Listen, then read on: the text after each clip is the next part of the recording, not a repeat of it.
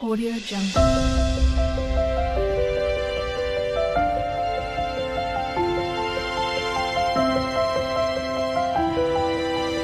Audio Jungle. రెండో అధ్యాయం. కావున క్రీస్తునందు ఏ హెచ్చరిక అయినా, అంటే యేసుక్రీస్తు ద్వారా జరిగే ఏ హెచ్చరిక అయినా, ప్రేమ వలన ఆదరణ అయినా అంటే ప్రేమ చూపించడం ద్వారా ఆదరణ కలుగుతుంది కదా, అదనమాట.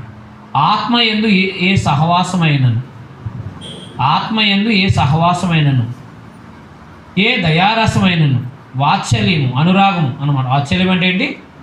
అనురాగము ఉన్న ఎడల మీరు ఏకభావము గల ఏక మనసులగునట్లుగా ఏక ప్రేమ కలిగి ఏకభావం గలవారుగా ఉండి ఒక్కదాని అంది మనసుస్తూ నా సంతోషం సంపూర్ణం చేయను. అర్థమైందా? ఇప్పుడు కలిసి ఉండాలంటే హెచ్చరిక స్వీకరించాలి. క్రైస్తవులు అందరూ కలిసి ఉండాలంటే ఏం చేయాలి? హెచ్చరికలను ఏం చేయాలి?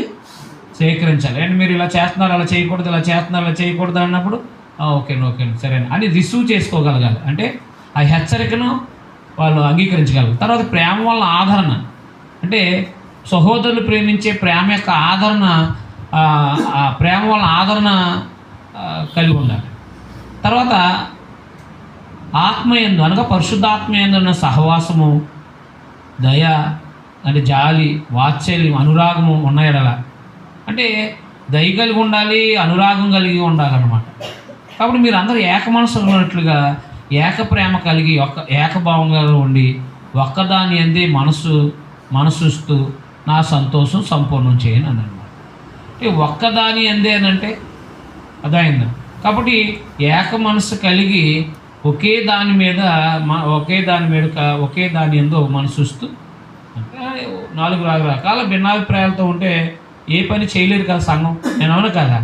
ఒకదాని అందే మనసు కలిగి ఉంటే కనుక అందరూ కలిపి ఒకదాని అందే మనసు చూస్తే కనుక వాళ్ళు పరిపూర్ణంగా చేయగలుగుతారు. కాబట్టి ఆ ఒక్కదాని అందే వారు మనసు చూస్తూ పౌలు గారి యొక్క సంతోషాన్ని సంపూర్ణ. పౌలు గారి సంతోషం ఏంటి? సువార్త వెదజాలని, సువార్తలో అనేక మంది నడిపించాలనే అది. ఆ రకంగా సంఘం ఎప్పుడు కూడా ఆలోచించుకుంటూ ముందుకు సాగాలన్నమాట. కక్షేతనైనను వృధాతిశయం చేతనైనను ఏమీ చేయొద్దు. అర్థమైందా? చాలామంది ఏం చేస్తారు? ఆయన ఫ్యాన్ ఇచ్చాడు, ఆయన నాకు అతని మీద కక్షతో ఇంకో ఫ్యాన్ ఎత్తాడు అని ఉదాహరణకి అర్థం అవడానికి చెప్తున్నాను. ఇది కొన్నాడు, ఆ కక్షతో చేస్తాడు. కక్షతో ఏది చేయకూడదు. అర్థమైంది? కక్షతో దైవ కార్యక్రమాలు ఏవి చేయకూడదు. ప్రేమతోనే చేయాలి. కక్షతో చేయకూడదు. కక్ష చేతనైనను వృధాతిశయము, అదైనా అంటే గర్వం చేతనైనా, వృధా అంటే ప్రయోజనం లేని గర్వం చేతనైనా ఏమీ చేయొద్దు. అలాగే చేయొద్దు. వినయమైన మనసు గలవారే. అది కక్షొద్దు, అతిశయం వద్దు. వినయమైన మనసు గలవారే ఒకరినొకడు తనకంటే యోగ్యుడిని ఎంచుచు. అది కక్షొద్దు, అతిశయం వద్దు. వినయమైన మనసు గలవారే ఒకరినొకడు తనకంటే యోగ్యుడిని ఎంచు. సంఘములో ఒకరినొకరు ఎలా ఎంచుకోవాలంటే వినయం తగ్గించుకుని ఒకరినొకడు తనకంటే యోగ్యుడిని ఎంచుకోవాలంట. మనవులు ఏం చేస్తారంటే నాకంటే ఎందుకు పనికిరాడండి నన్ను ఎప్పుడు ఒకరికంటే తక్కువగానే చేసేస్తాం మనం. అవునా కాదా? అదే అంతేం పని అవడండి, అంతే నా మీద చాలా నిష్టదరిద్రుడు అని అంటారు. అవునా? నా మీద ఒక చాలా చాలా తక్కువైనోడు అంటూ ఉంటాడు. అంటే రివర్స్ చెప్తూ ఉంటాం మనం. ఇప్పుడు ఉదాహరణకి మీకు భార్యలారా మీ భర్తలకు విధేయులైన అంటారు. అవునా? ఎక్కువ భార్యలు ఏం చేస్తారు? విధేయులు అవుతారా, అవిధేయులు అవుతారా? ఎప్పుడు విధేయులుగా ఉండరు. అంటే సందేశం ఏం చెప్పిందో దానికి భిన్నంగా ఉంటారు మనుషులు. కాబట్టి ఏం చేయాలి? సందేశానికి అనుకూలంగా జీవించాలి. ఆ విధేయతను అనమాట. ఇప్పుడు చూడండి, సంఘంలో ఎక్కువగా ఒకరికొకరు వృధాతిశయాలు, అంటే ఏమీ చేయకపోయినా సరే వృధాతిశయాలు, డంబాలు అంటారు చూసారా, అలాంటి మనసు ఉంచకుండా పోతారు. అది కాదండి. నాకంటే పలానా సహోదరులు యోగ్యుడు, పలానా సహోదరు యోగ్యురాలు అని చెప్పేసి ఒకరిని ఒకరు ఏం చేసుకోవాలంటే సహోదరులు హెచ్చించుకోవాలన్నమాట, తగిన రీతిగా లేనిది కాదు. కాబట్టి ఒకరినొకడు తనకంటే యోగ్యుడని ఎంచుతూ ఒకరినొకడు అంటే సంఘంలో పనిచేసే పురుషులే కాబట్టి ఇక్కడ పురుషుల కోసమే మాట్లాడుతున్నాడు. ఒకరికొకడు తనకంటే యోగ్యుడని ఎంచుతూ మీలో ప్రతివాడు తన సొంత కార్యాలు మాత్రమే కాక ఇతరుల కార్యాలు కూడా చూడవలెను. సొంత కార్యాలు అంటే ఏంటి? మన ఇంట్లో పనులు. ఇతరుల కార్యాలు అంటే ఏంటి? సహోదరుల యొక్క పనులు కూడా. అర్థమైందా? మీలో ప్రతివాడు తన సొంత కార్యాలు మాత్రమే కాక ఇతరుల కార్యములు కూడా చూడాలి అన్నాడు సంఘంలో. అర్థమైందా? సహోదరుల యొక్క పనుల్లో కూడా మనం కూడా పాలు భాగస్తులు అవ్వాలి అన్నమాట. అర్థమైందా? అర్థం లేదా? మన సొంత పనులే కాదు. కొంతమంది సొంత పనులే చూసుకుంటారు, ఇతరుల పనులు సహకరించరు. అలా ఉండకూడదు. క్రైస్తవులు ఏం చేయాలంటే సహోదరుల యొక్క పనుల్లో సహకరించేవారుగా ఉండాలన్నమాట. తర్వాత 5వ వచనంలో, ఈ వచనం కూడా అండర్లైన్ చేసుకోండి. క్రీస్తు యేసును కలిగిన ఈ మనస్సు మీరును కలిగి ఉండండి అన్నది. క్రీస్తు యేసును కలిగిన ఈ మనస్సు మీరును కలిగి ఉండండి. ఏంటి ఆ మనసు అంటే? తగ్గించుకునే మనసు, అంతే. ఏంటి మనసు అంటే? తగ్గించుకునే మనసు. ఎంత తగ్గించుకున్నాడు ఆయన? దాసుడు. దేవునితో సమానుడైనటువంటి వాడు ఏమయ్యాడు? దాసుడు అయ్యాడు. కాబట్టి చాలామందికి తగ్గించుకోవడం ఇష్టం ఉంటుందా, హెచ్చించుకోవడం ఇష్టం అవుతుందా? హెచ్చించుకోవడమే ఇష్టం ఉంటుంది. కాబట్టి క్రైస్తవులు అయితే, క్రీస్తు సంఘం అయితే ఏం చేయాలంట? ఎప్పుడు కూడా యేసుప్రభువుని చూస్తే తగ్గింపు వస్తుందండి. మరి ఎవరిని చూసినా తగ్గింపు రాదు. మీకు అర్థమైందా? నువ్వు కొంతమంది కారు వేసుకొచ్చానని చెప్పుకోవడానికి తాళం చెయ్యి ఏం చేస్తారంటే బెల్ట్కి ఎలాడదీస్తూ ఉంటారు. కారు ఎక్కడో సంతలో అడేసి మేము వెళ్తూ ఉంటాం ఒకసారి. కారు సరిగ్గా ఆల మధ్యలోనే దిగాలనుకుంటూ ఉంటారు. మన కారు ఉందని తెలియదా జనాలకి? కొత్త ఏరియాలో తెలియడానికి అది ఎట్టుకుని అది ఎచ్చి చూస్తూ ఉంటారు. ఎవడో కూడా లాగెత్తి ఏమైపోతుంది అని పని. ఆ గ్రూపులు అంటే ఆ జనంలో కొట్టుమిట్లాట్లు లేదా ఫంక్షన్లో ఎవరో ఒక లాక్కి వెళ్ళిపోరు అనుకోండి, ఆ కారు ఎందుకు? ఏనా అండ్ మెకానిక్ వచ్చి ఏదో బద్దలు కొట్టి ఏదో బద్దతో వైర్లు కట్ చేసి కలిపితేనే కానీ స్టార్ట్ అవుతుంది. అవునా? ఇప్పుడు మనకి ప్రజలకి ఏం తెలియక్కర్లేదు. మనం దేని మీద వచ్చామో దాని గురించి తెలియాల్సిన అవసరం లేదనమాట. కొంతమంది ఏలాడదీస్తా అంటే ఇది కాస్ట్లీ కావాలి ఏలాడదీస్తారు. మళ్ళీ అంబాసిడర్లు లేదా చిన్న చిన్న ఎవరో కట్టుకోవాలన్నమాట. అది అవసరం లేదు. మీకు అర్థమైందా? అది అవసరం లేదు. అంటే హెచ్చించే పరిస్థితి ఎలా ఉంటుందని చెప్తున్నాను అన్నమాట మీకు. దాసుని స్వరూపము అంటే తగ్గించుకోవాలి. నేను అన్నీ గమనిస్తూ ఉంటాను అన్ని చోట్లకి వెళ్ళి. మీకు అర్థమైందా? తింగరోళ్ళకి కూర్చుంటాను, ఎవరికి ఏం తెలియదు, వీరికి ఏం తెలియదు అన్నట్టుగా. కానీ మొత్తం స్కాన్ చేస్తూ ఉంటాను. మీకు అర్థమైందా?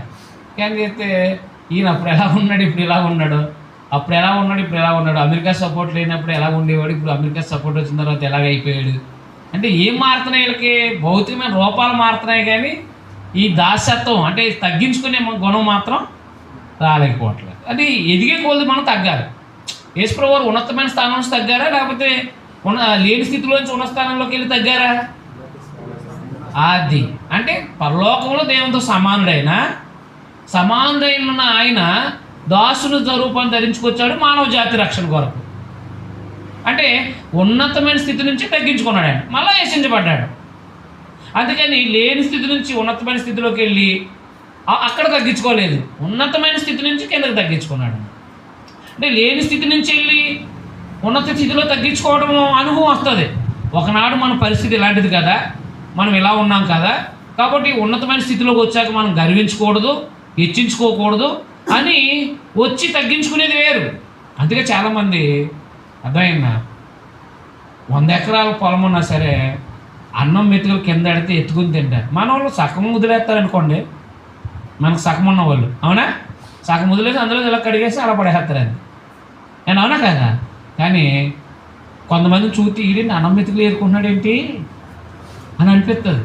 కానీ వాళ్ళకి ఆ విలువ అంటే లేని స్థితిలోంచి వచ్చాడనమాట. మీరు ఎప్పుడైనా సరే ధనవంతులు అంటే ఈయన పేదరికంలో నుంచి ఐశ్వర్యులంతా అవుతారు కదా, అది ప్రభుత్వ ఉద్యోగం కానీ లేదా వ్యాపారంలో కానీ అభివృద్ధి అవుతారు కదా.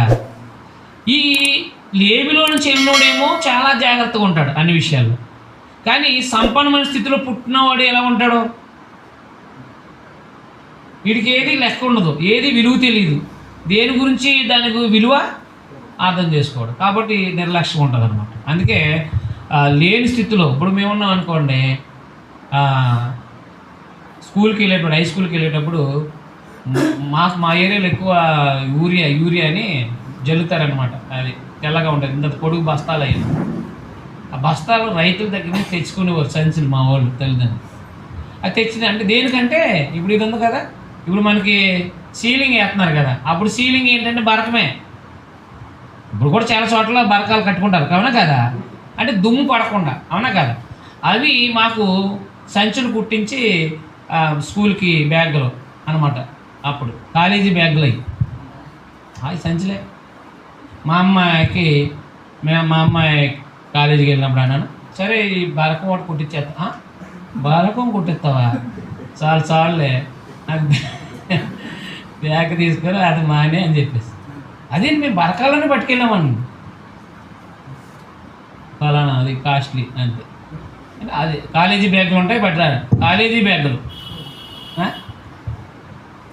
కాబట్టి ఇప్పుడు వాళ్ళకి ఏం తెలియదు, అది తెలియదు. కాబట్టి మనం ఏ సంచులైనా పట్టిపోతాం. అప్పుడు అర్థమైంది. మా వాళ్ళు అంటాను ఒక్కోసారి సర్దగాలు పరీక్షించడానికి అంటాను, సరే ఈ సంచులు అట్టుకుపో బట్టలు అంటాను. ఏంటి బట్టలు సంచిలో పట్టుకెళ్తామా, బ్యాగులు ఎందుకు ఉన్నాయి అంటే అసలు వీళ్ళు సంచి అట్టుకుని ఇలా భుజాన్ని వేసుకెళ్తారా అని, అలా కూడా వేసుకెళ్తానికి వాళ్ళకి ఇష్టం అవ్వదు. ఏంటంటే ఏంటి ఈ ఇప్పుడు ఏంటి పరిస్థితి ఏంటి, మీకు అర్థం అవ్వలేదా? మాకు అదేం ఉండదు, ఇంకా సంచిలో వేసుకుని వెళ్ళిపోవడమే. బట్టలు ఏమైంది, నష్టమే ఉంది, ఎవరు చూస్తారు, సంచి అట్టుకొచ్చారు అంటారా ఏంటన్నా.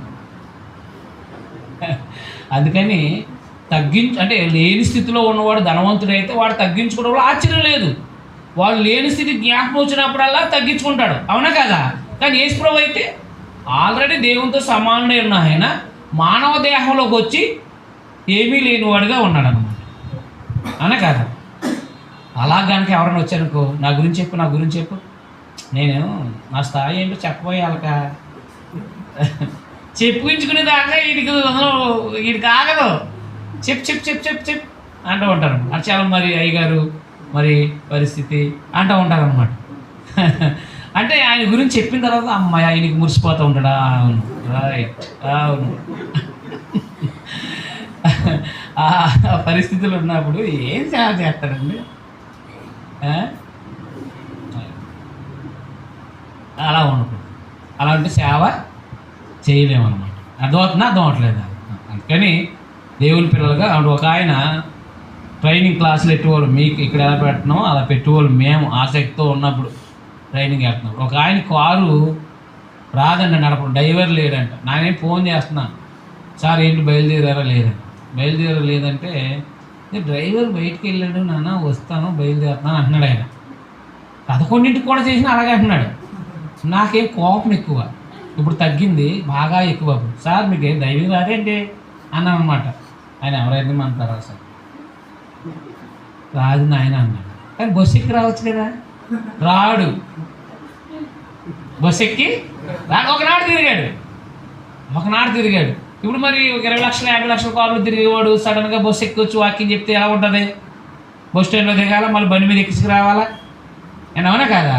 కాబట్టి ఈ బాధలు పడలేక ఆగిపోయాడు అంతే క్లాస్కి. ఆ రోజు నేను ఇంకొక ఆయన 2 పూటలు చెప్పామన్నమాట. అలాగే ఇప్పుడు కూడా మనకు ఆగకూడదు, దైవ కార్యాలు ఆగకూడదు.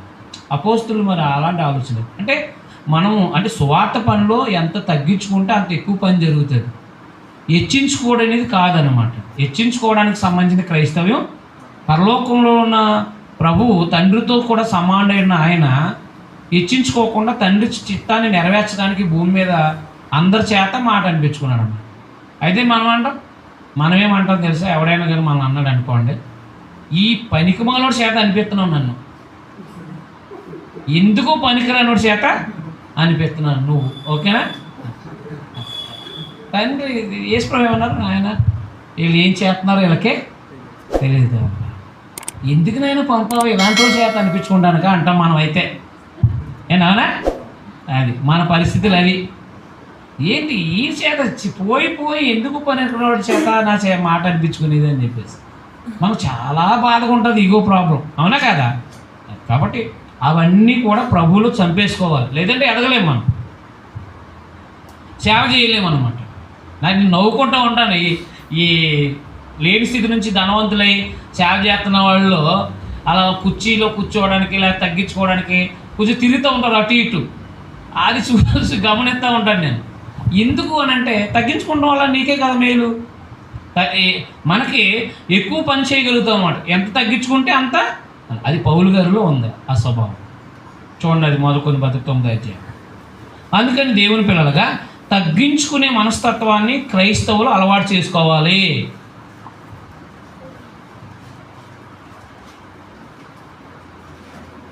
మొదలుకొని పత్రిక 9వ అధ్యాయము.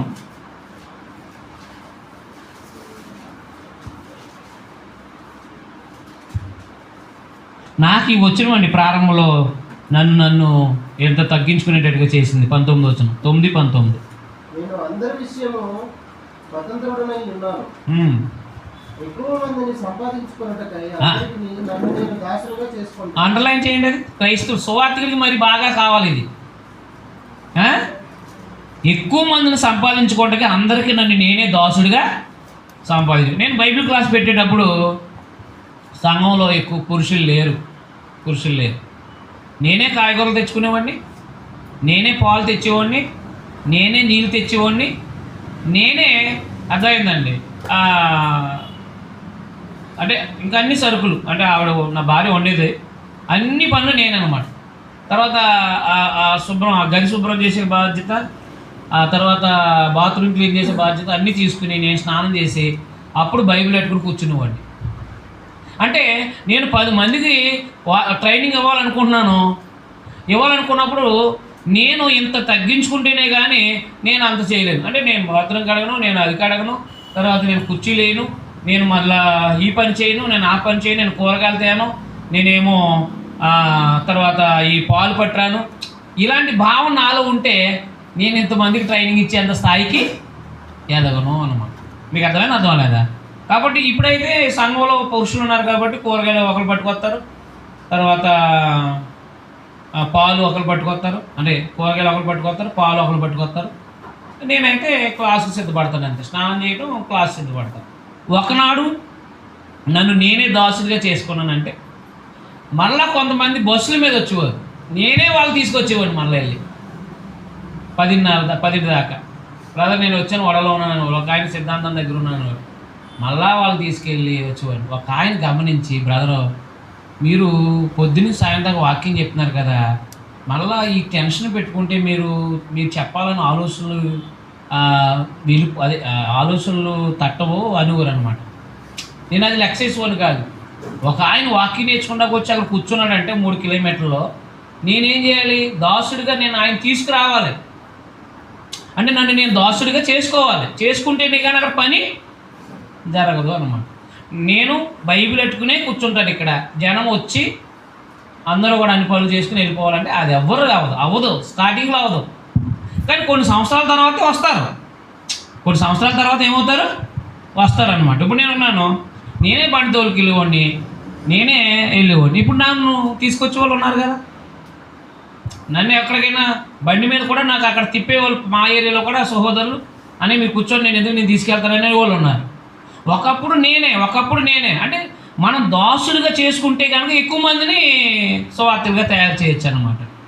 అది కమాండిజం. అంటే మనం చెప్తాను, ఇలా వచ్చి పిడి సుందరరావు గారిలాగా ఇలా వచ్చి కుర్చీలో వాక్యం చెప్పేసి మళ్ళీ అలా దిగి కారులోకి వెళ్తానంటే ఎక్కువ మందిని ఏం చేయలేము, సంపాదించుకోలేము.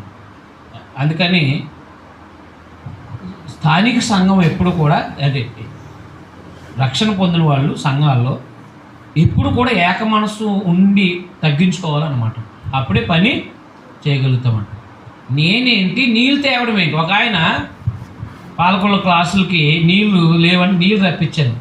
ఆయన అంటాడు, ఓ టిన్ తెచ్చి సార్ మా ఇంట్లో ఎప్పుడు ఒక టిన్ని నీళ్ళు తేలేదని అంటున్నాడు. అంత దరిద్రుడని మాట్లాడు. మీకు అర్థమైనా అర్థం లేదా? మీరు తెమ్మన్నారని తెచ్చాను అంటున్నాడు. కొత్తగా బాప్తిసం పొందాడులే, అర్థమైందా? ఏనుగులాగా ఉంటాడు, చిన్న పిల్ల ఏనుగులాగా ఉంటాడు. మీకు అర్థమైందా? పని చేయడంటే ఆయన ప్రభుత్వ ఉద్యోగి కొడుకు. మీకు అర్థమైందా? ప్రభుత్వ ఉద్యోగి కొడుకు పిల్ల ఏనుగులాగా ఉంటాడు.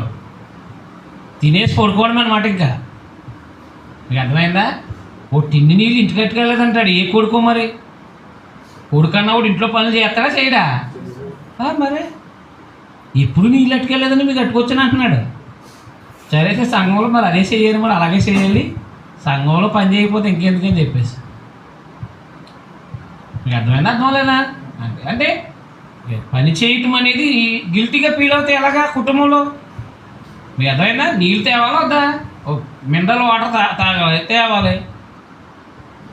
కరెంట్ పోతుంది, ఒక్కోసారి జనరేటర్ ఆగిపోతుంది, మరి మనం వెళ్ళి తెచ్చుకోవాలి వద్దా? అందుకని దేవుని పిల్ల అలాంటి బద్ధకస్తులు అయినట్టు మనము క్రైస్తువులం అయిన తర్వాత ఎలాంటి స్వరూపం వచ్చేయాలి మనకి?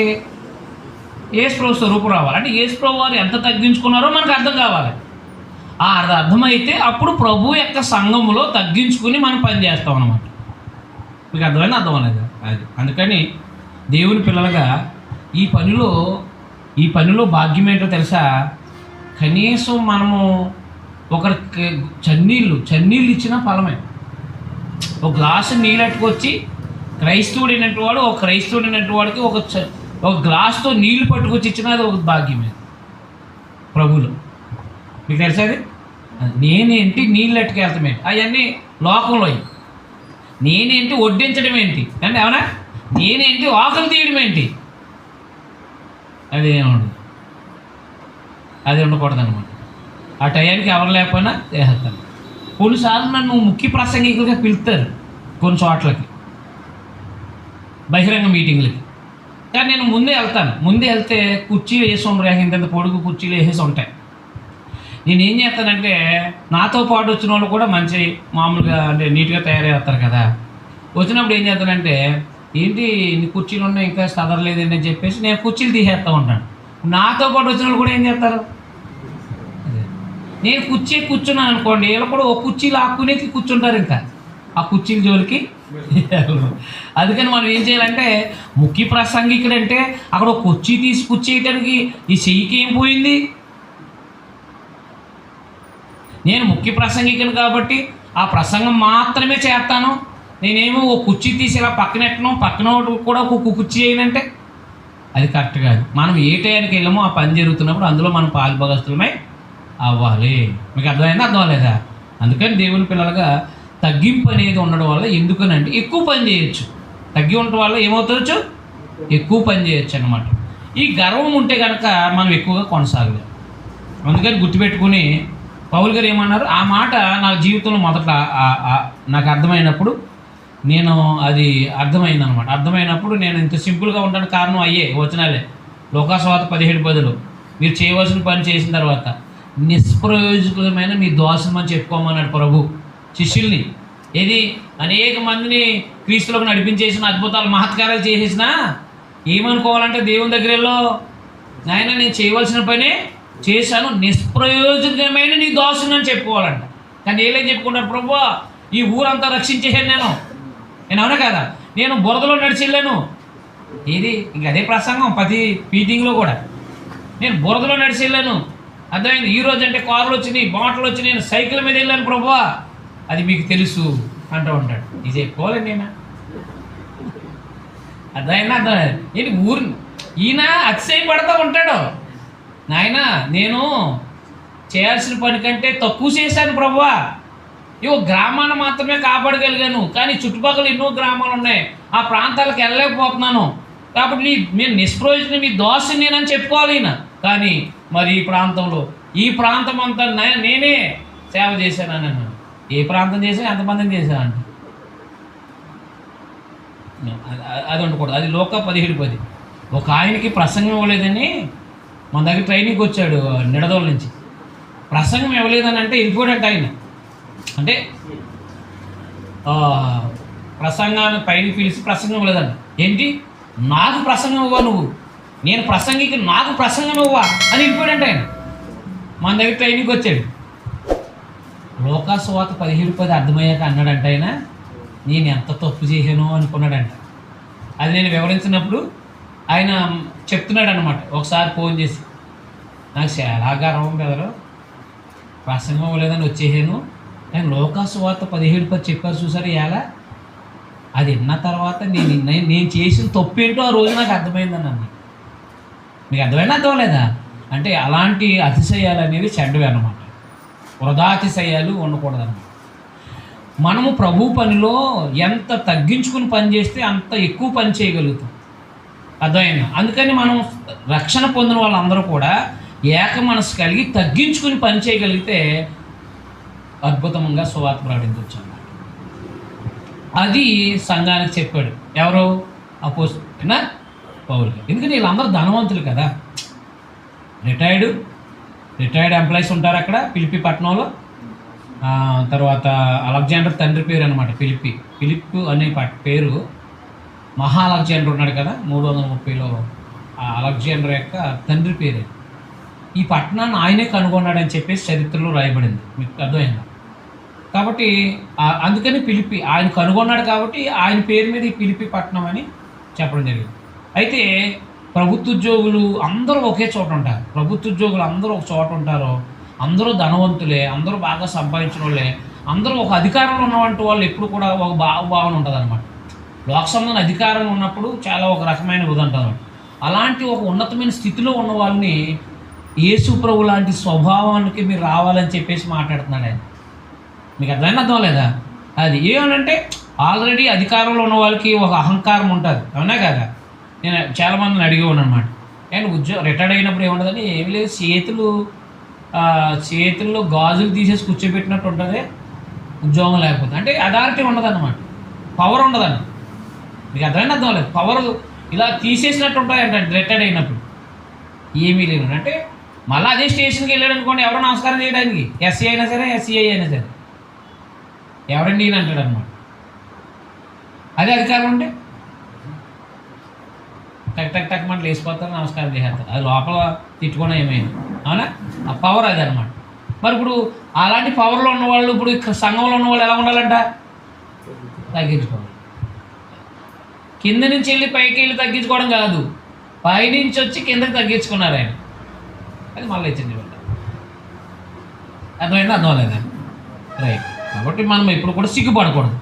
సువార్త పనిలో ప్రయాసపడుతున్నప్పుడు మనం ఏమవకూడదు, సిగ్గు పడకూడదు. ఎందుకంటే ప్రభు పని చేయటం భాగ్యం. అది ప్రభు పనిలో సహకారం అవటం కూడా ఎంతో భాగ్యకరమైనది. అర్థమైంది కదా? 9-19 అండర్లైన్ చేసుకోండి. అనేక మందిని సంపాదించుకోవడానికి మనం తగ్గించుకోకపోతే కనుక పని జరగదు. మీకు అర్థమైందా? అది ఫిలిప్పీ స్థానిక సంఘానికి చెప్తున్నారు పౌలు గారు. క్రీస్తు యేసును కలిగిన ఈ మనస్సు మీరు కలిగి ఆయన దేవునితో సమానం అయ్యండి. దేవుని స్వరూపం కలిగిన వాడు దేవునితో సమానంగా ఉండుట విడిచిపెట్టకూడని భాగ్యం అని ఎంచుకోలేదు. కానీ మనుషులు పోలికగా పుట్టి అది తగ్గించుకోవడం అన్నమాట. అదైనా దేవత అంటే దేవదూతల స్వభావం ధరించుకోలేదు, మరలా మానవ స్వరూపంలో ధరించుకోవడం. మానవ స్వరూపం అనేది దేవుని స్వరూపానికి మానవ స్వరూపానికి తగ్గించుకునే స్థితి అనమాట. అందువల్ల మనుషులు పోలికగా పుట్టి మొదటిది తగ్గించుకున్నది ఏంటి? మొదటగా మనుషులు పోలికగా పుట్టాడు. దేవుని స్వరూపంలో ఉన్న ఆయన మనిషి పోలికయ్యాడు, అంటే మరియమ్మ గర్భంలోకి వచ్చారనమాట. తర్వాత దాసుని స్వరూపం ధరించుకున్నారు, అంటే కాళ్ళు కడిగే అంత స్థాయికి 12 మంది శిష్యులు. నిజానికి ఎవరు కాళ్ళు కడగాలి? యోహాన్ గారు ఏమన్నారు? బాప్తిస్మ ఇచ్చే యోహాన్ గారు ఏమన్నారు? యేసు ప్రభు మీ చెప్పులు ఇప్పడానికి కూడా పాత్రుని కానన్నారు. యేసు ప్రభు వారి చెప్పులు ఇప్పడానికి కూడా పాత్రుడు. ఎవరు అన్నారు? ఆయన బాప్తిస్మ ఇచ్చే యోహాన్, పుట్టుకతో పరిశుద్ధాత్మని పొందినోడు. బాప్తిస్మ ఇచ్చే యోహాన్ అంటే ఎవరు? పుట్టుకతో పరిశుద్ధాత్మని పొందినవాడు అనమాట. ఆయన అడిగితేని మిడతలు, అదే భోజనం ఆయనకి. అదైందా? కాబట్టి అడవిలో ఉన్నాడు ఆయన, అడవిలో ఉండేవాడు ఎక్కువ, అంటే అరణ్యంలో. అలాంటి పవిత్రంగా యథార్థంగా బ్రతికిన ఆ బాప్తిస్మిచ్చి యోహాను పరిశుద్ధాత్మతో నిండినవాడుగా, అంటే పుట్టుకతోనే పరిశుద్ధాత్మతో నిండి ఉన్న ఆయన యేసుప్రభు వచ్చేటప్పటికి యేసుప్రభుడు ఏమంటున్నారంటే, మీ చెప్పులు ఇప్పటానికి కూడా నేను పాత్రని కాదన్నాడండి. అంటే ఎంత ప్రభు ఎంత గొప్ప కూడా ఆలోచించాలి. ఆయన చెప్పులు ఇప్పడానికి కూడా పాత్రుడు కాదన్నాడంటే ఆయన అన్నాడు, వేరే వాళ్ళు కాదంట. ఎవరన్నారు? బాప్తిజం ఇచ్చే యోహాను అన్నారంటే. ఆలోచన చేయండి దేవుని పిల్లలు, ఆలోచన చేయండి ఒకసారి. చెప్పులు ఇప్పడానికి కూడా నేను పాత్రుని కాదు అన్నాడు. మరి అలాంటి గొప్ప ఆయన భూమి మీదకి వచ్చి శిష్యులు పాదాలు కడిగారంటే ఆలోచన చేయండి దేవుని పిల్లలు. మన గృహాల్లో ఒక్కొక్కసారి బంధువులు వచ్చినప్పుడు పట్టుకెళ్ళి అన్నమిచ్చిరావని అనుకో, ఇస్తే నువ్వు ఇచ్చుకో, నేను ఆడికట్టుకెళ్ళి నేను ఇచ్చేది ఏంటి అంటూ ఉంటాను. అంటే ఆ పరిస్థితి ఉంటుంది మనసులో. నేనవును అంటూ ఉంటాను. అర్థమైందా? అంటే ఏం లేదు, అలా ఉండదు. యేసుప్రభు స్వరూపంలో అందరూ కూడా సంఘంలో రక్షించబడిన ప్రతి ఒక్కరూ కూడా పని చేయగలగాలంటే, ముందుకు సాగాలంటే కనుక ఖచ్చితంగా తగ్గించుకోవాలన్నమాట. దాసుని స్వరూపం ధరించుకుని తన్ను తానే, అంటే ఆయనే రిక్తుడిగా అంటే ఏమీ లేనివాడుగా అన్నమాట. ఒకసారి మనకు కూడా అనిపిస్తూ ఉంటుంది. అంటే కొన్నిసార్లు మన పరిస్థితులను బట్టి అనిపిస్తుంది, మనం ఏమీ లేనివాడుగా చేసుకోలేకపోతున్నాం ఏంటి, ప్రభు అయితే ఏమీ లేనివాడుగా చేసుకున్నాడు అనిపిస్తుంది. మనకేమనిపిస్తుంది అంటే, ఉన్న స్థితిని మానేస్తే ఈడేడో ఎందుకు పనికిరానోడు ఏమనుకుంటారేమో అని మన భయం. అవునా? ఈయనకి ఏమీ లేదనుకుంటారేమో అని మనం భయంతో మనం యాక్ట్ చేస్తూ ఉంటాం. ఒకసారి స్టేటస్ మెయింటైన్ చేస్తాం, అవునా కదా? అది చేయలేదు ఆయన.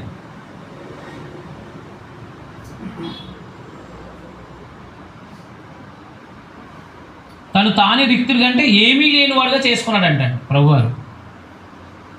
ఎవరు పని చేయడానికి? దేవుని చిత్తాన్ని నెరవేర్చడానికి. ఎవరు పని చేయడానికి అంటే అంత తగ్గించుకుంటేనే కానీ వాళ్ళతో ఆ చేపలు పట్టే వాళ్ళతోనూ కలిసి తిరగలేకపోయాడు ఆయన. అంత తగ్గించుకుంటేనే కానీ. అదనమాట. అంత తగ్గించుకున్నది ఎందుకంటే దేవుని చిత్తాన్ని నెరవేర్చడానికి. ఇదిగో తండ్రి నీ చిత్తము నెరవేర్చడానికి నేను వచ్చాను అన్నాడు. అవునా? నాకు ఒక శరీరం నమ్మొచ్చావు, ఇదిగో నీ చిత్తాన్ని నెరవేర్చడానికి వచ్చాను అన్నాడు. చూసారా? దేవుని చిత్తం నెరవేర్చడానికి క్రైస్తవులకి ఏముండాలి?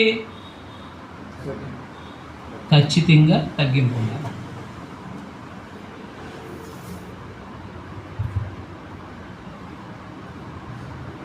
అది పిలిపి స్థానిక సంఘంలో ఉండాలని చెప్పేసి పౌలు గారు కోరుతున్నారు. ప్రభు ఎలా తగ్గించుకున్నారో మీరు కూడా తగ్గించుకుని ఏకమనసుకు వెళ్ళిన వారుగా ఉండాలన్నారు. మరియు ఆయన ఆకారమందు మనుషుడిగా కనబడి మరణం పొందినంతగా, ఆయన శిలువ మరణం పొందినంతగా విధేయత చూపును పడి తను తగ్గించుకున్నాడు అన్నమాట. ఎంత విధేయత అంటే చూడండి, అక్కడ తన్ను తాను తగ్గించుకొనేను. శిలువ మరణం పొందడానికి తగ్గించుకున్నాడు ఆయన. శిలువలో ఎంత హేళన చేశారు, ఎంత తక్కువగా మాట్లాడారు. అంత తగ్గించుకున్నందువల్ల దేవుని చిత్తాన్ని నెరవేర్చారు ఆయన. మానవ జాతి కోసం ప్రాణం పెట్టారన్నమాట. అందుచేత పరలోకముందు ఉన్న వారిలో కానీ, భూమి మీద ఉన్న వారిలో కానీ, భూమి కింద ఉన్న వారిలో కానీ ప్రతి వాని మోకాలు యేసునామను వంగునట్లు, ప్రతి వాని నాలుక తండ్రి అయిన దేవుని మహిమార్థమే యేసుక్రీస్తు ప్రభువును ఒప్పుకున్నట్లు దేవుడు ఆయన్ని అధికముగా హెచ్చించి ప్రతి నామమునకు పైనామాన్ని ఆయన్ని అనుగ్రహించారు. ఎవరైనా ఈ రోజుని ప్రపంచంలో ఉన్న అధిపతులైన ఎవరైనా సరే యేసు ప్రభువును ఒప్పుకుంటేనే రక్షణ. పరలోకంలో కానీ, భూలోకంలో కానీ, మృతుల లోకంలో కానీ ఎక్కడైనా సరే ప్రభు దేవుని తర్వాతే ప్రభు, అంతే. దేవుని తర్వాతే ప్రభువును ఒప్పుకోకపోతే మానవ జాతిలో ఎవరికి కూడా రక్షణ లేదు అన్నమాట. అంటే ఆయన హెచ్చించబడ్డాడు అన్నమాట. ఎవరైనా సరే ఆయన యందు విశ్వాసం నుంచి బాప్తిసం పొందాల్సింది, లేదంటే అవకాశం లేదన్నమాట. అంటే దేవుడు ఎంత హెచ్చించాడంటే ఇంకా ఆయన లేకపోతే ఏ మానవుడికి విమోచన లేదంతే. ప్రభువు లేకపోతే, ప్రభువును ఒప్పుకోకపోతే, ప్రభువును అంగీకరించకపోతే కనుక వాడు నిత్యత్వానికి వెళ్ళే అవకాశమే లేదు అన్నమాట. అంత హెచ్చించాడు ఆయన అన్నమాట. ప్రతి వాని మోకాలు ఆయన ఎదుట వంగేటట్టుగా చేశాడు అన్నమాట. నీకు అర్థమైంది. కానీ లోకంలో ఉన్నప్పుడు ఆయన ఎందుకు చేశారా? ఈయన వడ్లవాడి కుమారుడు కదా, ఈయన మరీ సేపులు కొడుకు కదా అన్నారు. అయినప్పటికీ ఆయన ఇదే ఉండదు. అర్థమవుతుందా? అందువల్ల ప్రభు యొక్క సంఘము ఎంత తగ్గించుకోవాలో ప్రభువుని చూసే నేర్చుకోవాలి. మనం తగ్గింపు ఎవరినో కాదు, యేసుప్రభుని చూడాలి అంతే. మీకు అర్థమైంది? ఎవరిని చూడాలి? యేసుప్రభుని చూడాలి. అందువల్ల ప్రభువు తగ్గించుకున్నట్టుగా మీరును తగ్గించుకొని ఏక మనసు కలిగి వాళ్ళు ఉండాలని 2:1-11 వరకు చెప్పుకుంటూ వచ్చారు. 12 నుంచి. కాగా నా ప్రియ సహోదరులారా, నా ప్రియులారా, మీరు ఎల్లప్పుడూ విధేయులై ఉన్న ప్రకారము నా ఎదుట ఉన్నప్పుడు మాత్రమే కాక మరి ఎక్కువగా నేను మీతో లేని ఈ కాళ్ళ మందును భయంతోనూ వణుకుతోనూ మీ సొంత రక్షణను కొనసాగించుకోండి. అది ఎందుకనగా ఎదుటుగా ఉన్నప్పుడు, పౌలు గారు ఉన్నప్పుడు, వాళ్ళ సంఘం ఎదుట ఉన్నప్పుడు కాకుండా, ఇప్పుడు నేను మీతో లేని ఈ కాలం అంటే ఈ జైల్లో ఉన్నాడు కదా, లేని ఈ కాలం ముందు భయముతో వణుకుతో మీ సొంత రక్షణని కొనసాగించండి అన్నాడు. ఎందుకనగా ఎందుకు సొంత రక్షణ భయంతో వణుకుతో కొనసాగించాలంటే మనం ఎవరి మధ్యన ఉన్నాం? లోకంలో ఉన్నాం. మీరు నిశ్చయించుటకును కార్యసిద్ధి చేసుకున్నటకును తన దయా సంకల్పం నెరవేర్చకై మీలో కార్యసిద్ధి కలుగజేయవాడు దేవుడే. మీరు మూర్ఖమైన వక్రజనము మధ్య నిరపరాధులను నిష్కలంకులను అనింద్యులనైన దేవుని కుమారులగున్నట్లు సనుగులను సంశయులను మాని. ఇప్పుడు ఎందుకు మనం సొంత రక్షణ జాగ్రత్తగా గడుపుకోవాలంటే మనం ఎవరి మధ్యన ఉన్నాం? మూర్ఖమైన వక్ర జన్మ. ఏముంది? అర్థమైందా? ఎలాంటి జన్మ అంటే లోకంలో మీకు అర్థమవుతుంది. ఎలాంటి జన్మ అంటే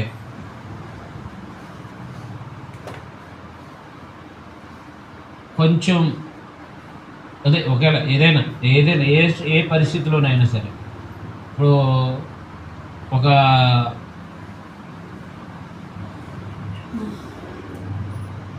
ప్రయాణం చేసినప్పుడు కానీ, లేకపోతే ఏదైనా సంథింగ్, ఏ కార్యక్రమాలు ఏదో ఒక సందర్భాలు కానీ మనం చూసినప్పుడు తమ మూర్ఖత్వాలను ప్రదర్శిస్తూ ఉంటారన్నమాట. మీకు అర్థమైందా? అది అనేక పరిస్థితుల్లో మనం చూడవచ్చు. అది అనేక పరిస్థితుల్లో మనం చూడవచ్చు అన్నమాట.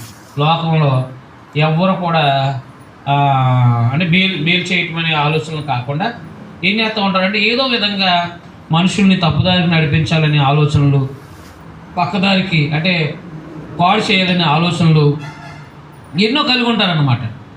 కాబట్టి తిరుగుబాటుదారులు, అర్థమైందా? మూర్ఖత్వం అంటే తన ఇష్టానుసారం చేసేవాడు అనమాట.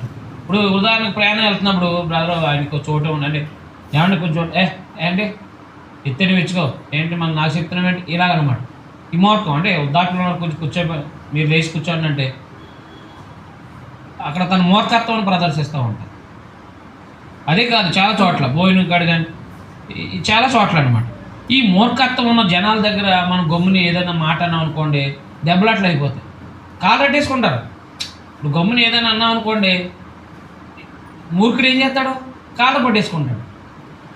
మీకు అర్థం కాదు. దాని ద్వారా మన గొడవలు, సమస్యలు ఇవన్నీ జరుగుతూ ఉంటాయి. అందుకని మనం ఏం చేయాలంటే మూర్ఖమైన ఒక్కరి జనం మధ్యలో ఉన్నాం కాబట్టి మనం జాగ్రత్తగా ఉండాలి. మన రక్షణ మనం కొనసాగించుకోవాలి. అర్థమైందా? కాబట్టి చూడండి అక్కడ ఏమన్నారు? మీరు మూర్ఖమైన వక్ర జనం మధ్య నిరపరాధులు, నిష్కలంకులు, అనిందులైన దేవుని కుమారుడు, సరుగులు సంచలనములు సమస్త కార్యాలు చేయను అన్నాడు.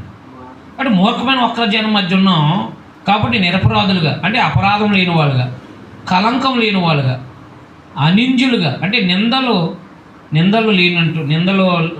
లేకోకుండా దేవుని కుమారులుగా సనుగులు సంశయాలు మానేసి సమస్త కార్యాలు చేయమన్నాడు. కాబట్టి ఈ మూర్ఖమైన ఒక్కరిజనం ఏం చేస్తారంటే ఏదో విధంగా మన మీద పొరపాట్లు, తప్పులు మోపడానికి ప్రయత్నాలు, లేకపోతే తప్పుదారులు నడిపించడానికి ప్రయత్నాలు, అదైన కలంకం పుట్టించేటట్టుగా, అదైన నిందలు మనకు కలిగేటట్టుగా ఏదో విధంగా మనల్ని మన మీద వేయటానికి ప్రయత్నం చేస్తూ ఉంటారు. చూడండి, ఎంతోమంది పాడు చేస్తూ ఉంటారు. ఇప్పుడు చెవిరొట్లు ఇప్పుడు సో డ్రగ్స్ అలవాటు లేదా? ఎవడో ఒకడు ఉంటాడు ఆ కాలేజీలో, వాడు ఏం చేస్తాడంటే అందరికీ అంటించేస్తూ ఉంటాడు, ఇది బాగుంది చూడదని చెప్పి. అలాగా ఈ ప్రేమలు అనే విషయాల్లో ఇలాగ కొంతమందిని బాగున్న అమ్మాయిని లేదంటే బాగా చదువుకున్న అమ్మాయిని అది కూడా అత్మని అంకే చూస్తున్నాడు అంటారు. ఈ అమ్మాయి చదవటం మానేసి ఆడడానికి చూస్తుంది, అయిపోయిందండి బట్టి. నేను అవునా కాదా? ఒరే ఒక్కసారి తాగరా మామ ఎంత అద్భుతంగా ఉన్నది అంటాడు మందు. వీడి తర్వాత వీడు ఏం చేయడం, వీడి చేత కొని పెట్టేస్తాడు, అంటించేస్తాడు అనమాట. ఇదివరకు అంటే తాతలో చుట్లు కాల్చడం మందు తాగడం మనవలకు నేర్పుకోరంట. ఎందుకు? కొడుకు తేడా కదా మరి తండ్రికి, మందేంటి చూడటండి ఎలా కూర్చా మూలన అంటారు కదా. మనవడికి నేర్పిస్తే మనవడు తాత సీక్రెట్గా తాగటానికి బాగుంటుందని చెప్పేసి మనవలకి నేర్పించేవారంట. ఏ అలవాట్లు? అది మూర్ఖమైన ఒక్కరజనం. ఆడు నా కొడుకు, ఆడు మా మనవడు, నేను పుల్లు తాగుతాడు 2 కాయలు తాగుతాడు అండి, ఇది ఒకటి తాగితే నాకు 2 తాగుతాడు, ఆడు నా మనవడు రా అంటారు. అవునా కదా? సీక్రెట్గా నేర్పించేవారంట. ఎందుకు నేర్పించారంటే వీడికి దొంగసాటుగా తీసుకొచ్చి చెప్తాడని. ఎవరికి? మొత్తాతకి. వాళ్ళ కోసం వీళ్ళు పాడు చేసేవారు అనమాట. అందుకని సమాజంలో మనకు కూడా ఏం చేస్తారంటే ఈ మూర్ఖమైన ఒక్కరజనం మధ్య ఉన్నాం కాబట్టి మన రక్షణని అదైనా పాడు చేసే రక్షణ నుండి తొలగించే అవకాశాలు ఈ పరిస్థితులు ఉంటాయన్నమాట. అందుకు వాళ్ళ ఎదుట మనం నిష్కలంగా నిందారహితులుగా ఉండాలన్నమాట. అందుకే నేను ఏం చేస్తానంటే మీటింగ్ ఉన్నప్పుడు ఇలా వస్తాను, మీటింగ్ లేనప్పుడు ఇంట్లో తలుపేసుకుని కూర్చుంటాను. ఎవరితో వెళ్ళినా ఎవరి దగ్గర కూర్చున్నా ఏదో ఒకటి అంటించేస్తాను. నేను అంటించరా? ఎవరినో ఏదంటారు, ఎవరున్నారు అక్కడ పలానా ఆయన కూడా, నువ్వు పాస్టర్ అయింది నువ్వు కూడా ఏంటరా అంటారు. అప్పుడు మనకి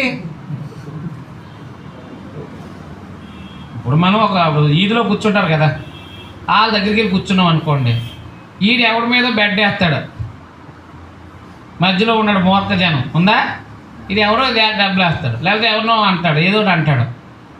ఇంటికి వెళ్ళి చెప్తుంది వెళ్ళి, అగో పలానా చోట మాయన్నాడు ఈ మాయన్నాడు వీళ్ళందరూ కలిపి నన్ను ఇలాగ అన్నారు అంటది. అంతే వేసినాడు ఒకడ వచ్చేసేది అందరి మీద వచ్చేస్తుంది, అందులో మనల్ని కలిపేస్తారు. అలాగే మనకు కలంకాలు అంటుకుంటాయి. అర్థమైందా? అందుకని దుష్టులు ఆలోచన చెప్పిన నడవక, పాపులు మార్గంలో పాపుల దగ్గర కూర్చోకూడదు. వాళ్ళు మాట్లాడుకునేవన్నీ భయంకరమైనయే. అర్థమైందా? వాళ్ళ దగ్గర కూర్చోకూడదు. మనం అపహాసకులు కూర్చుండే చోట కూర్చోండి. అపహాసం చేస్తాడు, ఏదో ఏలం చేస్తాడు. ఒకవేళ ఆయన కొట్టబోయి నీకు తగిలేసింది అనుకోండి, అపహాసం చేశారనుకో కొంతమంది ఊరుకుంటారా? హేళన చేశారనుకోండి కొంతమంది ఊరుకుంటారా? ఏంట్రా హేళన చేస్తున్నామని ఏదో ఇస్తుతారు. అది కనుక ఆడికి తగలకుండా పక్కోడైనా మనకు తగిలింది అనుకోండి, అప్పుడు మనకేంటది? అందుకని పాపుల మార్గంలో నిలవకూడదు. వాళ్ళ వల్ల మనకు సమస్యలు వస్తాయి, ఇబ్బందులు వస్తాయి. అర్థమైందా? మనల్ని కూడా ముంచేస్తారు, మనల్ని కూడా లోకంలోకి నడిపిస్తారు అన్నమాట. అందుకే మూర్ఖ జనం మధ్య ఉన్నాం కాబట్టి మనం కూడా మన సొంత రక్షణ జాగ్రత్తగా గడుపుకోవాలని చెప్పాడు అనమాట. అర్థమవుతుందా? రైట్. తర్వాత అట్టి జనం మధ్య మీరు స్వార్థను చేత పట్టుకుని అదనమాట. లోకమందు ఏమైనారంట? లోకమందు జ్యోతులు అంటే ఏంటి? జ్యోతులు అంటే ఏంటి? నక్షత్రాలు అనమాట. అస్తేర్ అంటాడు గ్రీకులో, నక్షత్రములు అంటే వెలుగునిచ్చే వాళ్ళుగా ఉన్నారనమాట. మరొకరి జీవితానికి వెలుగునిచ్చేవారుగా ఉన్నారు. యేసుప్రభువు అంటారు కదా, మీరు లోకానికి ఉప్పు వెలుగై ఉన్నారన్నాడు కదా మత్తయి అలాగే క్రైస్తవులైనట్టు వాళ్ళు తన ప్రవర్తన ద్వారా వెలుగుగా ఉన్నారు, తమ రక్షణ జీవితం ద్వారా కూడా లోకానికి ఏమైనారో వెలుగున్నారు. మేము పరలోకం వెళ్ళేవాళ్ళము, మా ప్రవర్తన ఇదిగో యథార్థంగా నీతిగా భక్తిగా బ్రతికే ప్రవర్తనకు సంబంధించి అనమాట. లోకానికి మనం జ్యోతులు అనమాట అండి. అర్థమైందా? ఒక ఆయన పెద్ద ఆయన అన్నాడు మొన్న నేను టిఫిన్కి వెళ్తే, నీతో మాట్లాడితే భయమేస్తుంది బాబు అంటున్నాడు. ఆయనకేమో 60-70 సంవత్సరాలు ఉంటాయి అన్నాడు. యథార్థం ఉంటాం కదా, నీతో మాట్లాడుతూ కూడా భయమేరా నాకు అంటున్నాడు ఒక ఆయన. అంటే మనం ఎలా ఉన్నాం? వాళ్ళకి ఒక జ్యోతిలాగా ఉన్నాం. అప్పుడు అలాంటివి విన్నప్పుడు మనకు ఆనందం వేస్తుంది. ఏమన్నా అవునా కదా? అంటే అలాగనమాట. లోకంలో ఇష్టవిడిగా బతికేవాడు మనం వాళ్ళకి మాదిరి, ఒకడు యథార్థం ఉంటాడు, నీతిగా ఉంటాడు, భక్తిగా ఉంటాడు. వాళ్ళకి భయం వేస్తుంది. వాళ్ళ ధనవంతులైనా గొప్ప గొప్ప వాళ్ళైనా మనతో మాట్లాడడానికి. మీకు అర్థమవుతుందా? కాబట్టి దేవుని పిల్లలుగా గుర్తుపెట్టుకోవాల్సిన విషయం ఏంటంటే మనం లోకానికి జ్యోతులై ఉన్నాం. మన వాళ్ళు ఏం చేస్తారంటే క్రిస్మస్లకి వాటికి లైట్లు ఆరిపోయినాయి అని చెప్పేసి కొవ్వొత్తులు వెలిగించి పట్టుకుంటూ ఉంటారు.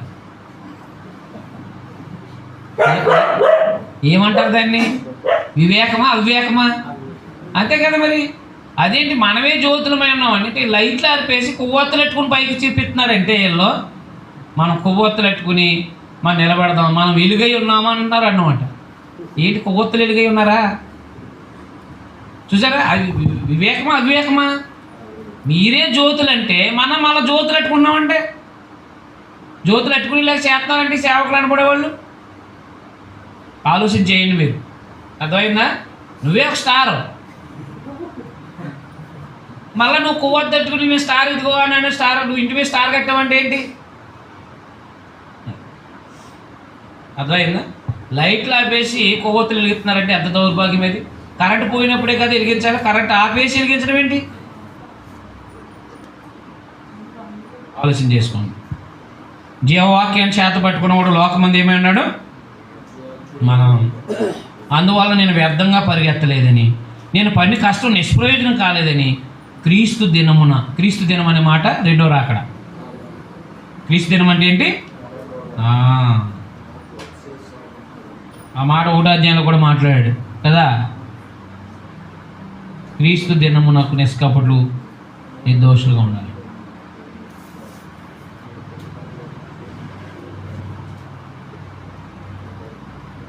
చూడండి అక్కడ యేసు రెండో రాకడలో నాకు అతిశయ కారణం కలుగును. కాబట్టి నేను వ్యర్థంగా పరిగెత్తలేదు. ఫిలిప్పీ ప్రాంతంలో సంఘం ఏర్పడింది కాబట్టి లోకమంది జ్యోతులై ఉన్నారు వీళ్ళు. కాబట్టి నేను వ్యర్థంగా పరిగెత్తలేదని చెప్పేసి, నేను పడిన కష్టం నిష్ప్రయోజనం కాలేదని చెప్పేసి నాకు రెండో రాకడలో అనగా ప్రభు వచ్చి రెండో రాకడలో నాకు అతిశయ కారణం కలుగుతుంది అన్నాడు. మరియు మీ విశ్వాస యాగములో దాని సంబంధమైన సేవలో నేను పానార్పణంగా పోయిబడినను నేను ఆనందించి మీ అందరితో కూడా సంతోషిస్తాను. ఇటీవలనే మీరును ఆనందించి నాతో కూడా సంతోషించండి అన్నాడు. కాబట్టి రెండో అధ్యాయం 12 నుంచి 19 వరకు ఏం చెప్పారంటే సొంత రక్షణని 18 వరకు మీ సొంత రక్షణని భయముతో వణుకుతో కొనసాగించండి. మూర్ఖమైన వక్రజనం మధ్యన ఉన్నారు కాబట్టి మీ సొంత రక్షణని భయముతో వణుకుతో కొనసాగించండి అన్నాడు అన్నమాట. అర్థమైందా? రెండో అధ్యాయం 1 నుంచి 11 వరకు ఏమన్నారు? ఏక మనసు కలిగినట్లు క్రీస్తు కలిగిన మనసు కలిగి తగ్గించుకుని అందరూ కూడా ఏక మనసు కలిగి ఉండండి. యేసు కలిగిన మనసు కలిగి ఉండి ఏక మనసు కలిగి ఉండండి అని రెండో అధ్యాయం. తగ్గించుకోమన్నాడు అనమాట. యేసు లాగా తగ్గించుకునే స్వభావం కలిగి ఉండండి అన్నాడు అనమాట. ఆల్రెడీ అతిశయం ఉంటుంది కాబట్టి తగ్గించుకోండి. తగ్గించుకుంటే ఆయన హెచ్చించబడ్డారు. ఈయన రాక ఆలస్యం ఏంటో చెప్తున్నాడు. ఏది? రెండో అధ్యాయము 20 నుంచి 19 నుంచి ఎపఫ్రోదితు యొక్క రాక ఎందుకు ఆలస్యమైందంటే వచ్చిన తర్వాత మీ దగ్గరికి వెంటనే ఎందుకు రాలేదంటే అని చెప్తున్నాడు అనమాట. ఫిలిప్పీ సంఘానికి పౌలు గారు ఏమన్నాడంటే, నేను మీ క్షేమం తెలుసుకుని ధైర్యం తెచ్చుకోని నిమిత్తం తిమోతిని శీఘ్రంగా మీ వద్దకు పంపుటకు ప్రభువు యేసునందు నిరీక్షిస్తున్నాను. మీ క్షేమం విషయమై నిజంగా చింతించేవాడు అతను వంటివాడు ఎవడు నా వద్ద లేడు. అంటే ఫిలిప్పీలో ఉన్న స్థానిక సంఘం దగ్గర మరి ఎవరున్నారు అప్పుడు ఆనాడు? రెండో సువార్త ప్రయాణంలో ఉన్నవారు ఎవరు? తిమోతి ఉన్నాడా లేదా? రెండో సువార్త ప్రయాణంలో తిమోతి ఉన్నారు. అంటే తిమోతి ఫిలిప్పీ సంఘాన్ని గురించి అనుభవం కలిగి ఉన్నాడు. ఆయన కూడా వాళ్ళు అక్కడ సంఘం ఎలా ఏర్పడిందో, సంఘం ఎలా వృద్ధి చెందిందో ఇవన్నీ తెలుసు ఆయనకి. కాబట్టి ఫిలిప్పీ స్థానిక సంఘం గురించి నిజంగా చింతించేవాడు అతను వంటి వాడు ఎవడో నా యొద్ద లేడు అన్నాడు. అంతే. అంటే తిమోతి లాంటి వాడు లేడు అన్నాడు. అంటే ఫిలిప్పీ స్థానిక సంఘం పట్ల ఉన్న ఆసక్తిని, శ్రద్ధని చెప్పుకొస్తున్నాడు. తిమోతికి ఉన్న శ్రద్ధని చెప్పుకొస్తున్నాడు అన్నమాట. 21 వచ్చిన అండర్లైన్ చేసుకోండి. అందరూ తమ సొంత కార్యాలే చూసుకుంటున్నారు కానీ యేసుక్రీస్తు కార్యాలని చూడరు. ఎందుకు చెప్పండి మాట అంటే చాలామంది తమ సొంత పనుల మీద విచారం కలిగి ఉంటారు కానీ దైవ కార్యాల మీద విచారం. మరి నాకు ఎప్పుడైనా మీటింగులు మీటింగు లేదు అన్నారనుకోండి, విచారం వేస్తారు. మీకు అర్థమైందా? మీటింగ్ లేదంటే విచారం ఉంటుంది. ఎందుకంటే ఒక గంట వాకింగ్ చెప్పామనుకోండి, ఎవరో ఒకరు హృదయాలు కదిలించబడి అభివృద్ధి అవుతారు. అవునా కాదా? ఎవరో ఒకరు మనసులకి అత్తుకుంటాయి. అందువలన సందేశం చెప్పడం. ఎందుకు సందేశం అంటే అది మీటింగ్కి వెళ్తే డబ్బులు వస్తాయనేది కాదు. ఆలోచన చేయండి. ఒక రోజు మీటింగ్ చెప్తే ఎవరొకరు హృదయాలు కదిలించబడతాయి. కాబట్టి సొంత కార్యాలనే చూసుకున్నారు కానీ యేసుక్రీస్తు కార్యాలు చూడరు. కానీ తిమోతి యేసుక్రీస్తు కార్యాల మీద ఉన్నారు. అతని యోగ్యత మీరు ఎరుగుదరు. తండ్రికి కుమారుడు ఎలాగో సేవ చేయను, అలాగే అతను నాతో కూడా స్వార్థ వ్యాపక నిమిత్తం సేవ చేశాడంటే. చూసారా? తండ్రికి కుమారుడు ఎలాగ సేవ చేస్తాడు, అలాగే అతడు నాతో కూడా స్వార్థ వ్యాపక నిమిత్తం సేవ చేశాను. చూసారు? అలాంటి వాడు అంటే పౌలు గారికి మంచి నమ్మకమైన స్వార్థ పనులు స్వార్థ వ్యాప్తి చెందడానికి ఆయన పని చేశాడంటండి. అర్థమైందా? కాబట్టి నాకేం సంభవించనున్నదో చూసిన వెంటనే అతను పంపాలని అనుకుంటున్నాను. నేను శీఘ్రంగా వచ్చేదని ప్రభుని బట్టి నమ్ముతున్నాను. మరియు నా సహోదరుడు జతపనివాడు, నా తోడు యోధుడు, మీ దూత నా అవసరానికి ఉపసరించేవాడినైన ఎపప్రీతు మీ అద్దకు పంపుట అగత్యమని అనుకుంటుని. అతడు రోగి అయినని మీరు వింటిది కనుక అతడు మమ్మల్ని అందరినీ చూడని మిగిలిన అపేక్ష గలవాడే మిమ్మల్ని అందరినీ చూడని మిగిలిన అపేక్ష గలవాడు విచారపడుతున్నాడంట. అయ్యో నేను సంఘాన్ని చూడకుండా చచ్చిపోతానేమో అని భయపడ్డాడంట, బాధపడ్డాడంట, చింతించాడంట. ఎవరు? మనమేమంటాం? మనవని చూడలేదేను, మనవరాలు రమ్మని రాబో చచ్చిపోతానేమో అని. మనం ఎప్పుడు కూడా ఇయే కాంక్షలు. మనం చూడలేదు. ఏం చూస్తావు? 20 సంవత్సరాలు 10 సంవత్సరాలు చూస్తూనే ఉన్నావు కదా. నేను చచ్చిపోయేలాగా ఉన్నాను చూస్తారా అంటూ ఉంటారు కదా. ఆ చింత అక్కర్లేదు. ఎప్పుడు చూసా కదా నన్ను, ఇప్పుడు ఏం చూడక్కర్లేదు, వెళ్ళిపోతే జాగ్రత్తగా అని చెప్పాలంతే. కానీ సంఘాన్ని చూడకుండా చచ్చిపోతానేమని చింతపడ్డాడంట. నేను అద్భుతమా? మీకు అర్థమవుతుందా? నిజముగా రోగి సావులకు సిద్ధమైన కానీ దేవుడు అతను కనికరించాడన్నాడు. మిమ్మల్ని నందును చూడ మిగిలిన అపేక్ష గలవాడు విచారపడుతున్నాడు. అయ్యో నేను సంఘానికి దగ్గర చూడకోకుండా చచ్చిపోతాడేమో. కానీ దేవుడు ఏం చేశాడంటే ఆయన నిజముగా అతను రోగి అయి చావునకు సిద్ధమైనడు కానీ దేవుడు అతను కనికరించాడు. అంటే కొంతమంది రోగాలు అంటే చనిపోయేంత రోగం వచ్చినా ప్రభు యొక్క కనికరం ఉంటే కనుక బతుకుతారు. మీకు అర్థమైనా? ప్రభులో ఉన్నవాళ్ళు కూడా అంటే మనం మందులు వేసుకోవాలి. నిజాన్ని చెప్పుకోవాలంటే క్రైస్తవులు ఏం వేసుకోవాలి? కొంతమంది అనుజనుల దగ్గరికి వెళ్ళి ప్రార్థన చేసినప్పుడు చాలామంది బాగుపడిపోతారు. అంటే మొన్న ఒక హార్ట్ పేషెంట్ అనమాట మా దగ్గర, ఆ పిల్లల్ని అంటే హార్ట్లో బ్లాక్స్ ఉన్నాయన్నమాట. బ్లాక్లో ఒకటే పని చేస్తుంది వాళ్ళు. అమ్మాయిని తేకపోనమన్నా. ఈ అమ్మాయి ఏం చేసిందంటే పోలీస్ ట్రైనింగ్, ఎస్సీ ట్రైనింగ్కి రాసింది. ఆ పరిగెట్టినప్పుడు ఎఫెక్ట్ పరిగెట్టవద్దు అన్నారు డాక్టర్. కానీ ఇప్పటికి ఆసక్తి ఎక్కువ పోలీస్ అంటే. కానీ పరిగెత్తి మళ్ళీ డౌన్ అయిపోయింది. ఏమి వెళ్ళట్లేదు, తినడానికి తినకుండా. నా భార్య నేను వెళ్ళి ప్రార్థన చేసి వచ్చాను. ప్రార్థన చేసి వచ్చిన తర్వాత మళ్ళీ బాగుంటే ఇంట్లో బయట కూర్చున్నాను. ప్రార్థన చేసిన తర్వాత చాలా బాగుందండి. అంటే దేవుణ్ణి ఎగరంటి వాళ్ళు కానీ లేకపోతే ప్రభులో అంత విశ్వాసం లేనటువంటి వాళ్ళు కానీ ఒకసారి ప్రార్థన చేసినప్పుడు వాళ్ళు వెంటనే కోరుకుంటారు. ప్రతిరోజు ట్యాబ్లెట్ వేస్తానే ఏంటి రోగం తగ్గలేదని మనకు అనిపిస్తుంది ఒకసారి. మీకు అర్థమైందా? అంటే ఏంటి? క్రైస్తవుడు ఎప్పుడు కూడా ట్యాబ్లెట్లు అనారోగ్యం వస్తే ట్యాబ్లెట్లు వేసుకోవాలి. మొన్న ఎవరో చెప్తున్నారు మరి కౌశిక్ ఎవరో ట్యాబ్లెట్లు వేసుకోకుండా చచ్చిపోయిందంట ముసలిదే. నువ్వే కదా, రైట్. అంటే నా ప్రభువే ఉన్నాడు, నేను మందులు వేసుకోవాలని చచ్చిపోవడం ఒక ఆయన. ఇక్కడ మా ఊరి దగ్గరలో హార్ట్కు ప్రాబ్లం వచ్చినట్టు ఉందంట. ట్యాబ్లెట్ వేసుకోమన్నారంట. ఒక్క ట్యాబ్లెట్ అమ్మ వేసుకోకూడదు, మన దేవుని శోధించకూడదు, దేవుడు వచ్చేయమంటున్నప్పుడు మనం ఆఫ్ చేయకూడదని వేసుకోలేదంటే చచ్చిపోయాడు ఆ రోజుని ఆయన. మరి ఆయన కుటుంబానికి ఎంత దూరం అయిపోయాడైనా. అదైనా కాబట్టి కొంతమంది మూర్ఖులు ఉన్నారు. మందులు వేసుకోకూడదు, మందులు కాకంటే మందులు వేసుకోకూడదు అన్నాడు దేవుడు. మందు వేసుకోకుండా దేవుడే ఉన్నాడు అంటామంటాడు. అలాంటి మూర్ఖులు ప్రాణాలు పోగొట్టుకుంటారు.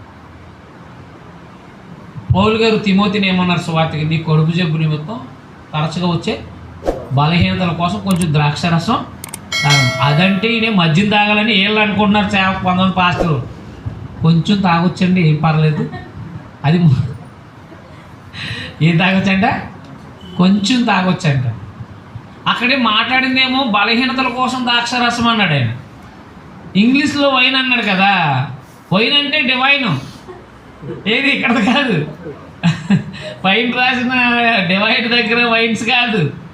వైన్ అంటే అది అనుకుంటున్నారు వీళ్ళు. అది ద్రాక్షరసం, అది పొలవబెట్టిన ద్రాక్షరసం, కాసిన సారాది, దాన్ని వైన్ అంటారు. అందుకని బలహీనతల కోసం కొంచెం ద్రాక్షరసం తాగమంటే మన వాళ్ళేమో ముందు అన్నాడు దేవుడు, కొంచెం తాగమన్నాడని తాగేస్తున్నారు. చూసారు ఎలా రివర్స్ పెట్టేసుకున్నారు. కొంతమంది ఏమో ట్యాబ్లెట్లు వేసుకోకుండా ప్రాణాలు పోగొట్టుకుంటున్నారు. అలాగొద్దు, అర్థమైందా? మనకి తల్లిదండ్రులు ఉన్న రక్తం మనలో ఉంటుంది కాబట్టి తల్లిదండ్రులకు ఉన్న రోగాలు మనకు వస్తూ ఉంటాయి. వయసు అయ్యకొలది వస్తాయి రావా? వాళ్ళ షుగర్ ఉంటే మనకు షుగర్ వస్తుంది, వాళ్ళ బీపీ ఉంటే మనకు బీపీ వస్తుంది, వస్తాయి. వచ్చినప్పుడు మనం ఖచ్చితంగా ట్యాబ్లెట్లు వాడాలి. అంతేగాని నాకు ఆయనే ఉన్నాడని అంటే కనుక నువ్వు అలా బీసిపోయి పడిపోతావు. 5 రోజు నేను మోసుకెళ్ళి మళ్ళీ ₹1,00,000 కట్టి తీసుకురావాలి సడన్గా. అలాంటి పనులు ఎవరు చేయకండి. ప్రతిరోజు ఏ అనారోగ్యం వచ్చినా వైద్యం ఉపయోగించుకోవాలి. దేవుడు అనలేదా, అక్కడ ఎవడో వైద్యం లేడా, నా ప్రజలకు ఎందుకు వైద్యం అనట్లేదు అన్నాడు, అనలేదు ఇర్మియా గ్రంథంలో. అంటే వైద్యం చేయించుకోమన్నా వద్దనా? చేయించుకో. కాలు ఇరిగిపోతే వైద్యం చేయించుకోవట్లేదా? మరే మందులు వేసుకోకూడదంటే ఆ దేవుడే ఉన్నాడంట ఉంటాడు. అది మూర్ఖత్వం అనమాట. పచ్చకామల్లోడికి కోడి మాసం పెడితే ఉంటాడా పొద్దుడికి? తెచ్చిపాడా? మరే అలాంటి ప్రయత్నాలు చేయొద్దు, అర్థమవుతుందా? కాబట్టి ఒక్కొక్కసారి మనము దేవుని బిడ్డలుగా ప్రార్థన చేసినప్పుడు అద్భుతాలు జరుగుతాయి, అది వేరే సంగతి. కానీ అనారోగ్యాలు వచ్చినప్పుడు మాత్రం ఖచ్చితంగా మనం వైద్యం సలహాలు తీసుకోవాలి. ఖచ్చితంగా ఒక వైద్యం అనేది ఉండాలన్నమాట. అదే సావునకు సిద్ధమైపోయాడంటే చనిపోయేంత స్థాయికి వెళ్ళాడనమాట. కానీ దేవుడు అతన్ని కనికరించాను అంటే ఆయన పేరు జాలిపడి మళ్ళీ బాగు చేశాడనమాట. అతను మాత్రమే కాక నాకు దుఃఖం మీద దుఃఖం కలగడానికి నన్ను కనికరించాడు. కాబట్టి మీరు అతను చూసి మరలా సంతోషించే నిమిత్తం, నాకున్న దుఃఖము తగ్గు నిమిత్తము అతన్ని మరీ శీఘ్రంగా పంపితిని. నా ఎడలని మీ ఉపచర్యలో ఉన్న కొదువును తీర్చుటకై అతడు తన ప్రాణములైన లక్ష్య పెట్టక క్రీస్తు యొక్క పని నిమిత్తం సావునకు సిద్ధమైండడు. పూర్ణ ఆనందంతో ప్రభునందు అతను చేర్చుకునేటువంటి కనపరచమన్నాడు. అంటే ప్రభు పరిచర్యలో తన ప్రాణాన్ని కూడా లెక్క చేయలేదంట పిలుపుగా ఎప్పబ్రతి. అర్థమైందా? చాలామంది ఏమంటారంటే అయ్యి బాబోయ్ ఇప్పుడు ఎడ్దండి బాబు నేను వెళ్ళలేను, ఈ పరిస్థితుల్లో వెళ్తే నేను చచ్చిపోతానేమో అని చెప్పేసి మానేస్తారు. అవునా? కాబట్టి సువార్త పరిచర్య నిమిత్తము తన ప్రాణాన్ని కూడా లెక్క చేయకోకుండా ఉన్నవాళ్ళు ఉన్నారు. ఒక తండ్రికి కుమారుడు ఎలా సేవ చేస్తాడో అలాంటి సువార్త వ్యాపక నిమిత్తం సేవ చేసిన వాళ్ళు ఉన్నారన్నమాట. అలాగే దేవుని పిల్లలుగా మనం గుర్తుపెట్టుకోవాల్సిన విషయం ఏంటంటే క్రైస్తువులైన మనందరం కూడా ప్రభు పని కొరకు మనం త్యాగపూరితమైన జీవితాన్ని గడపాలన్నమాట. రైట్, ఓకేనా? 3-4 అధ్యాయాలు రేపు పొద్దున్న చదువుకుందాం. రేపు మధ్యాహ్నం మళ్ళీ మీరు తెస్సలోనిక మొదటి పత్రిక చదవాలి. తెస్సలోనిక మొదటి పత్రిక 17 అధ్యాయంలో తెస్సలోనిక ప్రాంతానికి వెళ్తాడు పౌలు గారు. ఫిలిప్పీ ప్రాంతాన్ని విడిచిపెట్టి తెస్సలోనిక ప్రాంతానికి వెళ్తాడు 17 అధ్యాయంలో. ఆ తెస్సలోనిక ప్రాంతానికి వెళ్తున్నప్పుడు ఆ తెస్సలోనిక సంఘానికి మొదటి తెస్సలోనిక పత్రిక రాస్తాడనమాట. కాబట్టి మనం రేపొద్దున ఈ 2 పత్రికలను కూడా కంప్లీట్ చేసుకుందాం. అర్థమైనా మీకు ఏమైనా అనుమానాలు ఉంటే అడగండి, లేదంటే మనం ప్రార్థన చేసుకుని ముగించుకుందాం.